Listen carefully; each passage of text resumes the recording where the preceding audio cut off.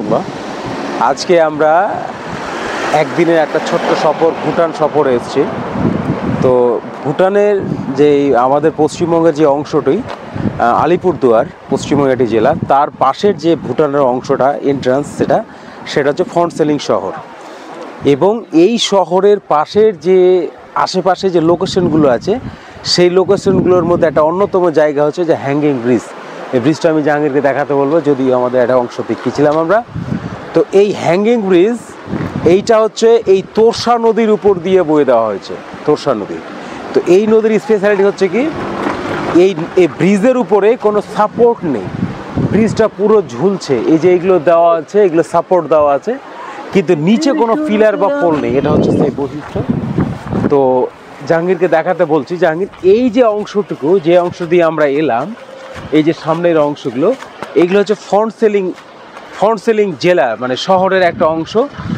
যে অংশটাকে বলা হচ্ছে যে সুখা বলছে, সুখা জেলা। এবং ওই যে অংশটা দেখা যাচ্ছে ওইটাকে বলা হচ্ছে শামসি জেলা। তো ওইখানে যে ছোট বাড়িগুলো আছে, জাহাঙ্গীরকে আসতে বলো, এগিয়ে আসতে বলো, ওই যে ছোট বাড়িগুলো আছে, ছোট বাড়িগুলোর পরে গেলেই ওই যে বাড়িগুলোর পরে যে ওই যে ওখানে বোর্ড দেওয়া আছে, ডিস্টেন্স বোর্ড, ওই যে বোর্ডগুলো দেওয়া আছে, ওই বোর্ডের পরে যে অংশগুলো রয়েছে ওই অংশগুলো থেকে কিন্তু শামসি জেলা। এবং ওখানে গেলে শুনলাম নাকি একজন ব্যক্তি 10,000 টাকা ফাইন এবং গাড়ির 1750 টাকা ফাইন। তো আজকে আমাদের এই একটা ছোট্ট পয়েন্ট ছিল, যেটা ভুটানের একটা অংশ। আজকে আমরা একদিনের ট্রিপের জন্য আমরা এসেছি এবং এই জায়গাটা ঘুরছি। আনসুর রহমান, একটু এদিকে এসো।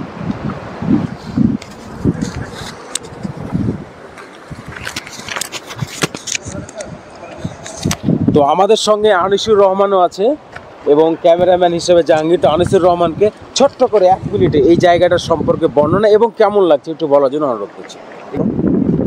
আজকে আমাদের ভুটানের মানে প্রথম দিন আমাদের সফরে। এটা ফন্টসেলিং শহর ডিস্ট্রিক্ট এবং এই জায়গাটা সম্ভবত হ্যাঙ্গিং ব্রিজ সোখা নামে পরিচিত এবং ওটা একটা আদার্স ডিস্ট্রিক্ট।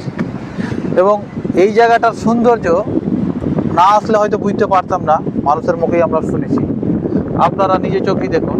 এই দিকে ক্যামেরাম্যানকে দেখাতে বলবো, এই যে দেখুন তোরসা নদী এবং তার যে সৌন্দর্য, মানে নেচার অফ বিউটি, কত সৌন্দর্য। এবং তার এই যে ওই যে একটা হ্যাঙ্গিং ব্রিজ, জাহাঙ্গীরকে বলবো, ওখান থেকে ওখান পর্যন্ত কোনো পায়া বা পিলার কিচ্ছু নাই, একদম প্রথম থেকে শেষ পর্যন্ত একবার গেছে। এই যে সব পর্যটকরা সব ছবি তুলছে এবং এই একদম আমাদের মাটির মতন হয়ে আছে।